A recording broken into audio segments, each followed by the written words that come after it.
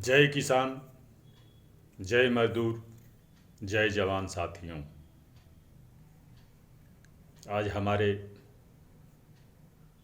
देश के किसान मजदूर जब खुशहाल होगा तो देश तरक्की के रास्ते पर, विकास के रास्ते पर हर क्षेत्र में जा सकता है। जब देश का किसान मजदूर नौजवान की आशाओं के प्रति हमारी सोच सही नहीं होगी तो इस नौजवानों के इच्छाओं के विपरीत, आशाओं के विपरीत काम करने पर देश का विकास नहीं हो सकता है। मैं किसान बंधुओं, मजदूरों से, नौजवानों से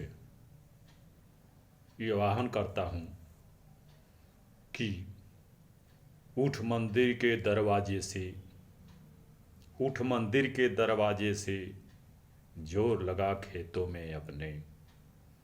उठ मंदिर के दरवाजों से, जोर लगा खेतों में अपने। उठ मंदिर के दरवाजों से, जोर लगा खेतों में अपने। पूजे अगर खेत के ढेले, पूजे अगर खेत के ढेले, तो सचमुच कुछ पाएगा। पूजे अगर खेत के ढेले, तो सचमुच कुछ पाएगा।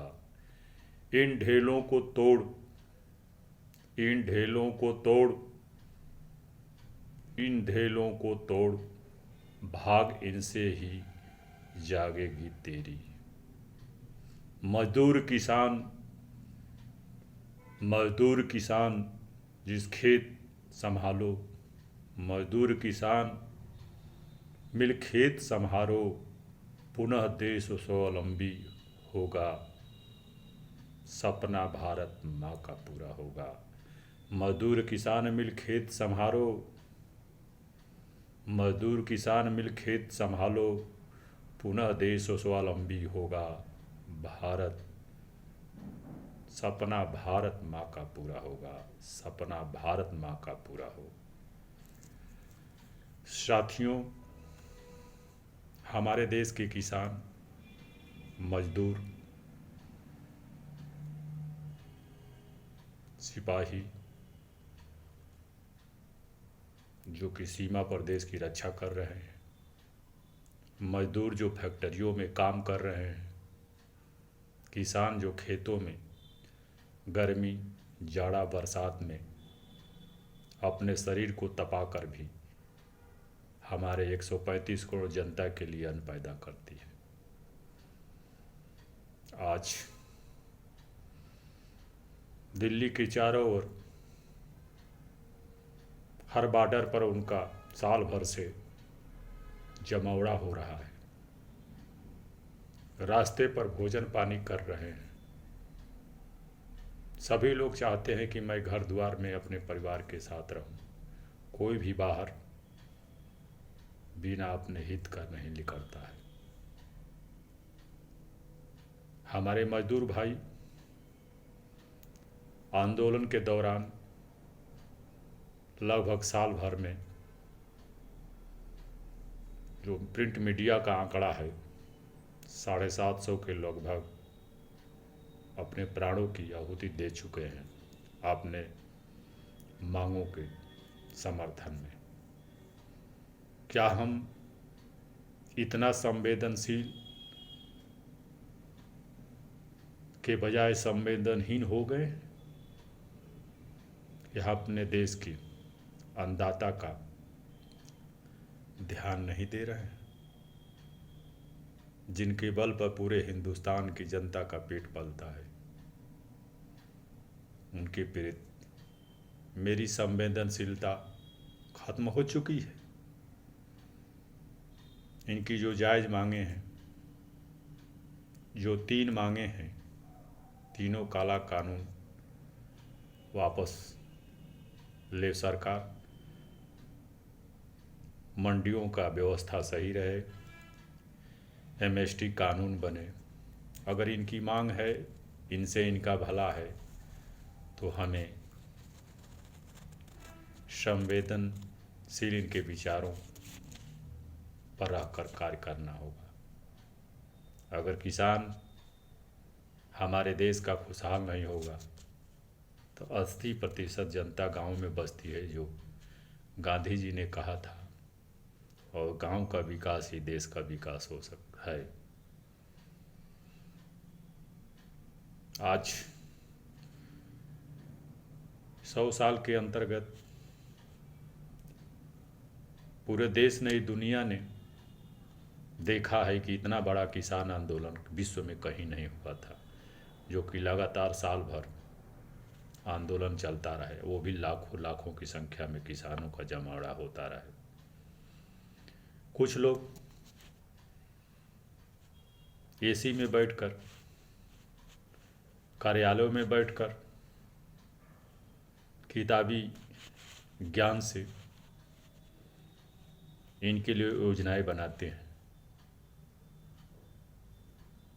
अगर ये स्वयं खेतों में काम करें, किसानों के बीच में मजदूरी करें, हल जोतें, तो इनको हल जोतना नहीं आएगा। अगर पूछा जाए कि गेहूं कब बोया जाता है, कब पानी लगता है, मिट्टी कैसी होनी चाहिए, तो व्यवहार में तो नहीं ये बता पाएंगे, न कर पाएंगे। जाड़े में पानी सींचने के लिए कह दिया जाए, पलेवा लगाने के लिए कह दिया जाए, तो जो सचिवालय और एसी कार्यालय और एसी गाड़ियों में चलते हैं, हवाई जहाज़ पर चलते हैं, वो एक दिन भी खेत में पानी नहीं ले सकते हैं। हमारे किसान की जो मांगे हैं मान लेनी चाहिए। जब सरकार फैक्ट्रियों की पैदा हुई चीज़ों को उनके निश्चित जो रेट लिखा रहता है उस पर बेचने के लिए उनको स्वतंत्र करती है, तो किसानों की भी उत्पादन पर निश्चित मूल्य पर जो एमएसटी है घोषणा होती है, उस पर कानून बनाकर उसी रेट पर सरकार ले या कोई भी व्यक्ति ले, अगर नहीं लेता है तो उसे सज़ा की व्यवस्था होनी चाहिए। किसानों की मंडियों में जगह जगह बनाकर उनकी फसलों को वहीं पर बेचने की जो सुविधा है वो भी देने की ज़रूरत है। किसान अपनी इच्छा से जो भी खेती करना चाहते हैं, जिस फसल का, वो करें। कृषि क्षेत्र में उद्योगपति जब आ जाएंगे तो जो गेहूं और चावल 20-25 रुपये में मिलता है आटा, वो 500 की पन्नी बनाकर 1 किलो बेची जाएगी। उसमें आलू की कीमत भी 100 रुपया किलो हो सकती है। तमाम चीज़ें महंगी हो सकती है। किसान तो खा पी सकता है, लेकिन मजदूर और शहर के लोग मर सकते हैं। इतनी कीमत हो जाएगी कि जिस प्रकार पेट्रोल और डीजल की कीमत बढ़ती जा रही है, उसी तरह उद्योगपति इसमें कीमत को बढ़ाते जाएंगे। अतः ज़रूरत है इस बात की कि हम किसानों की हर बात को मानें। हमें जिद छोड़कर, हमें सहानुभूतिपूर्वक इनको स्वावलंबित बनाने के लिए, स्वावलंबन इनको करने के लिए ध्यान देना चाहिए। आज़ादी से पहले तमाम किसानों के आंदोलन होते रहे हैं। चंपारण में जब किसानों पर उत्पीड़न किया गया तो महात्मा गांधी जी वहाँ स्वयं गए थे, जो बिहार में पड़ता था। गुजरात में भी बरदौली में जब किसानों का आंदोलन हुआ था तो उस किसानों को आंदोलन का नेतृत्व सरदार वल्लभ भाई पटेल ने किया था, और अंग्रेज़ों को इनके सामने झुकना पड़ा था। तमाम किसानों के आंदोलन आज़ादी से पहले भी हुआ है, बाद में भी हुआ है। महेंद्र सिंह टिकैत जी ने किया था, लेकिन इस बार का आंदोलन इतना लंबा खींचा है कि विश्व में इसका रिकॉर्ड है। और इसका श्रेय महान या शताब्दी के सबसे महान किसान नेता पूरे दुनिया का राकेश टिकैत जी, नरेश टिकैत जी को इस सफलता का श्रेय इतना दिन डटे रहने के लिए, झुकने के लिए नहीं, इतिहास के स्वर्ण अक्षरों में लिखा जाएगा इनके संघर्ष का इतिहास। ये सच्चाई है कि जब भी किसी नेक काम करने के लिए कोई भी दुनिया का, देश का महान नेता काम करता है तो परेशानियां आती हैं। जिस प्रकार से सोने को तपाया जाता है, एक नंबर का सोना बनता है, कीमत उसकी बढ़ जाती है। कोयलरी में भी हीरे को भी कोयले से हीरा बनता है, सभी लोग जानते हैं, गर्म होकर। उसी तरह आज हमारे देश के किसान का नेतृत्व करने वाले राकेश टिकैत जी हों, नरेश टिकैत जी हों, हरियाणा के, पंजाब के जो भी नेता हैं, उनकी जितनी भी प्रशंसा की जाए देश हित में, संविधान हित में, वो अद्भुत ही है।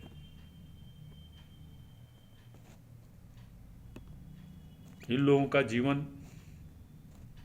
त्यागमय होता है। परिवार घर छोड़कर, जिस प्रकार किसानों ने दिल्ली के चारों ओर डेरा डाला था, इनमें वही जोश है, उमंग है देश के प्रति कि हम पूरे देश के लोगों को भोजन खिलाते रहें। इसमें उद्योगपतियों का कोई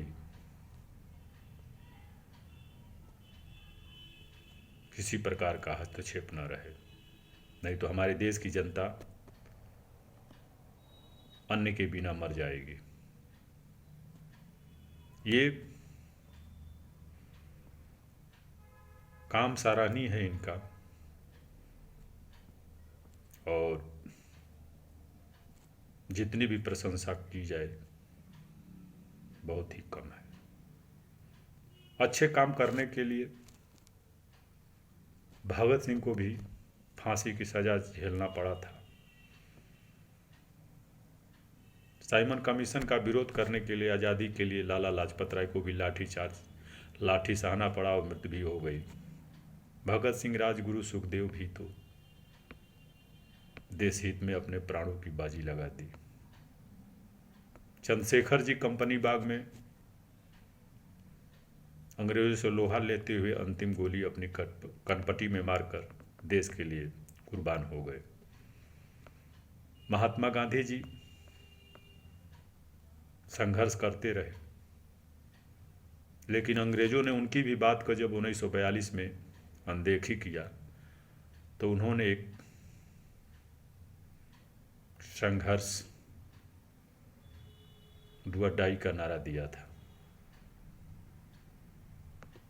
तो ये तो सत्य है कि जो सही रास्ते पर चलता है उसकी परीक्षा की घड़ी होती है। इब्राहिम लिंकन को जो अपने देश के लिए महान काम किए थे, उनको 1865 में वाशिंगटन में सिनेमा देखते हुए रंगकर्मी जॉन वाइट्स बुथ ने गोली मार दी थी। गैलीलियो को फांसी की सजा हुई थी सत्य बोलने पर, सत्य की बात कहने पर।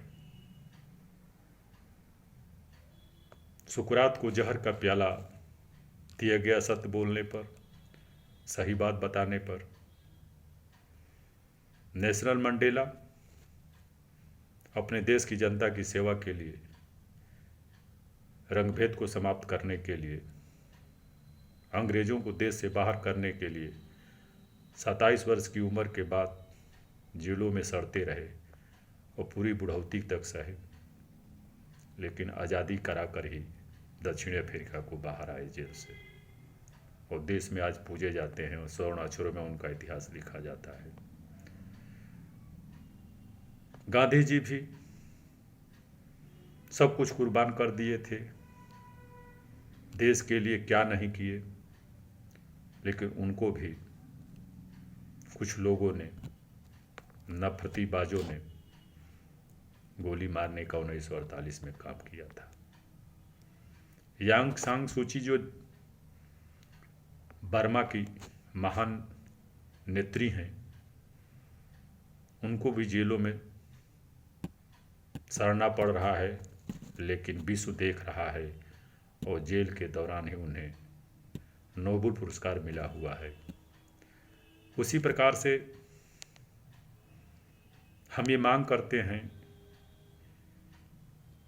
कि हमारे किसान नेता जो महेंद्र सिंह टिकैत हों, नरेश टिकैत जी हों, चढ़ूनी जी हों और तमाम पंजाब के नेता हैं, उनको भी किसान हित में काम करने के लिए छोटे बड़े पुरस्कार भी मिलना चाहिए। और जो 750 मारे गए हैं किसान, उनको भी जब आंध्रा सरकार दे रही है तो हमारी यूपी सरकार को भी सहानुभूतिपूर्वक विचार करते हुए इनके परिवार के लिए मुआवजा देना चाहिए। हमारे प्रदेश के मुख्यमंत्री जी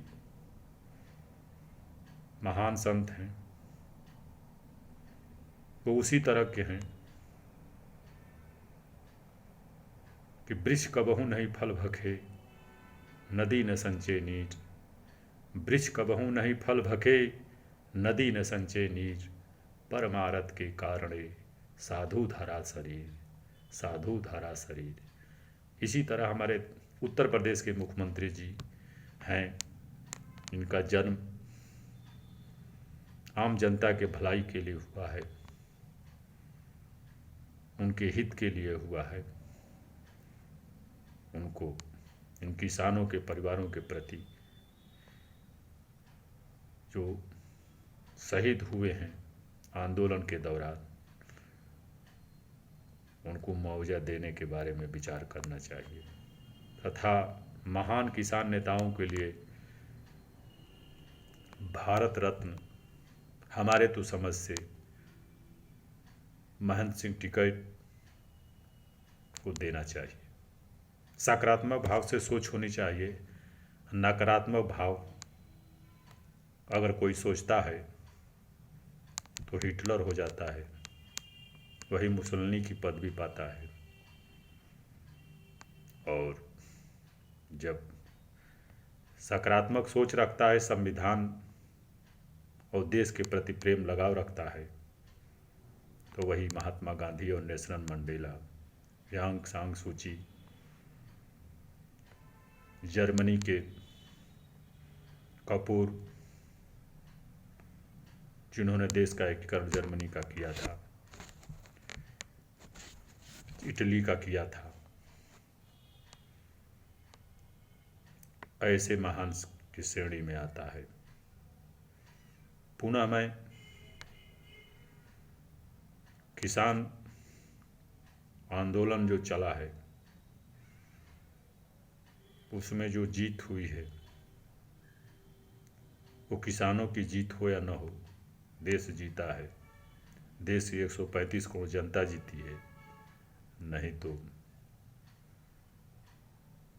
ये हमारा किसी जो अभी तक उत्पत्तियों से दखल से बचा हुआ था, इस पर उद्योगपति काबिज हो जाते तो हमारे शहर के लोग, मजदूर, किसान, रिक्शा चलाने वाले इतने महंगे दाम पर गेहूं, चावल,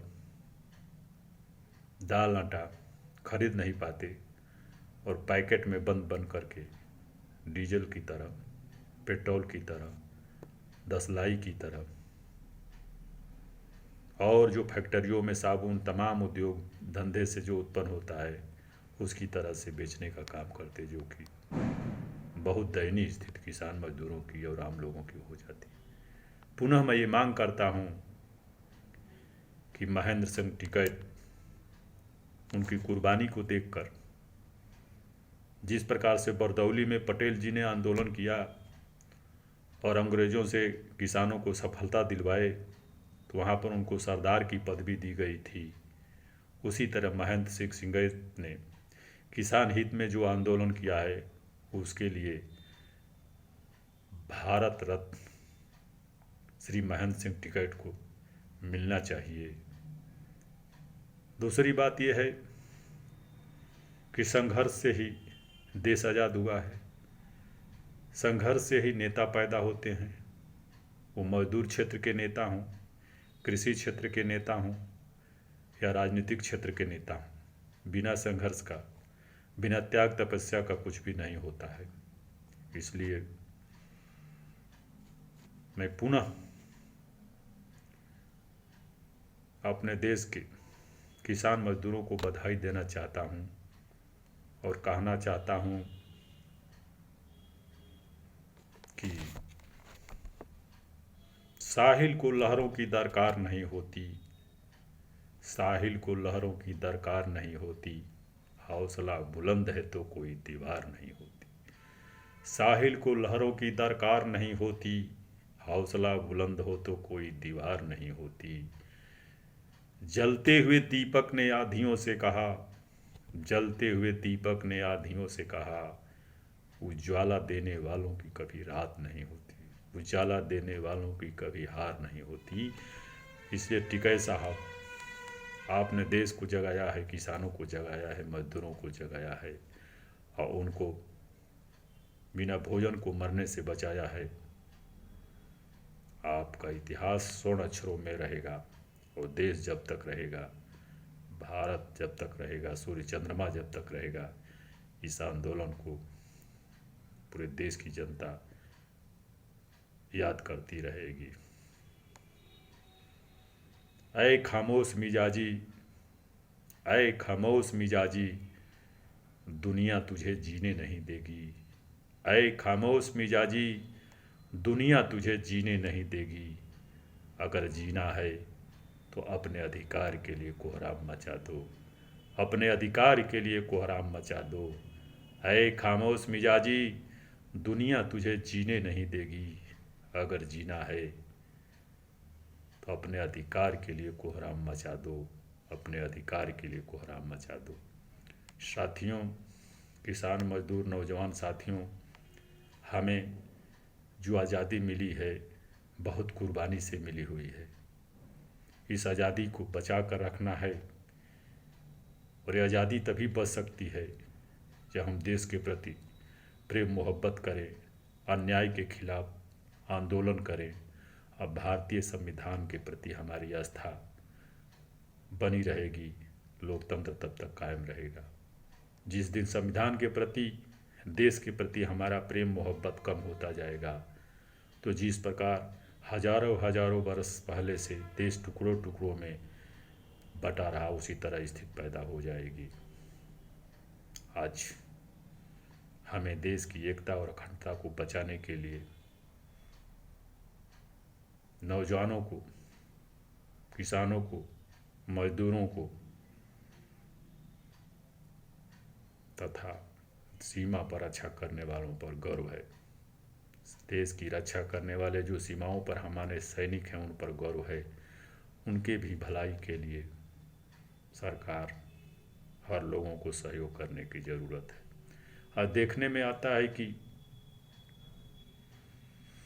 किसी भी क्षेत्र में 2004 से पेंशन समाप्त कर दी गई है। सैनिक हों, पुलिस हों, कर्मचारी हों, किसी भी क्षेत्र को हो, फैक्ट्री हो, सबकी पेंशन समाप्त कर दी गई है। केवल MP, MLA,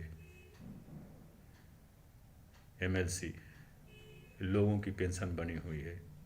2 रुपया में वो चाय पीते हैं, 4 रुपया में भोजन करते हैं, फ्री में टेलीफोन का इस्तेमाल करते हैं, फ्री में जहाज रेलवे का पास मिलता है। यही लोग सबसे बड़े गरीब हैं। बाकी जितनी जनता देश की है सब संपन्न है। गैस सिलेंडर भी इनको कोटे में मिलता है। क्या देश का संविधान ये कहता है कि अपने लिए आप जो है सदन में संसद में पास करा लीजिए वेतन भत्ता सारी सुविधाएं। इस इनके लिए भी एक आयोग की स्थापना होनी चाहिए कि समय समय पर इनका भी वेतन का पुनरीक्षण करे, तथा जिस प्रकार से पूरे देश के कर्मचारी ये मांग कर रहे हैं कि 2004 की पेंशन की तरह पेंशन बहाल किया जाए। हर विभाग में रेलवे हो, बीएसएनएल हो, कोयलरी हो, स्टील फैक्ट्री हो, एयरपोर्ट हो, एयरलाइंस हो, सभी 97 विभाग जितने हैं उनका निजीकरण न किया जाए। इससे हमारे देश के रोज़गार बेरोज़गार हो जाएंगे। हमारे देश की जितनी 47 के बाद फैक्ट्रियां बनी हैं, बैंकों का इंदिरा गांधी ने राष्ट्रीयकरण किया है, उनका निजीकरण न किया जाए, क्योंकि देश का युवा किसान मजदूर खुशहाल होगा तो किसी प्रकार का देश में अशांति नहीं रहती है। नहीं तो ये देखा जाता है कि जो भी किसी काम में लगा रहता है तो शांति मन से अपना काम करता है, नहीं तो अगर कोई काम नहीं रहता है तो अनेक तरह के गंदे अनेक तरह के गलत काम करते हैं। जिस प्रकार से पाकिस्तान में पाकिस्तानी हमारे देश के अंतर्गत उनके पास बेरोजगारी इतना है कि पैसे के बल पर उनको हमारे देश में भेजकर हमें डराने धमकाने का, मानवता के प्रति विपरीत काम करने का प्रोत्साहित किया जाता है। इसलिए पुनः मेरी मांग है कि हम सही रास्ते पर चलें, नौकरशाहों के हर शिकंजे से हम बचें, क्योंकि नौकरशाह व्यवहार में जानकारी नहीं रखते हैं। एसी और एयरलाइंस हवाई जहाज़ में बैठकर ही योजनाएं बनाते हैं, अंत में योजनाएं सब असफल हो जाती है।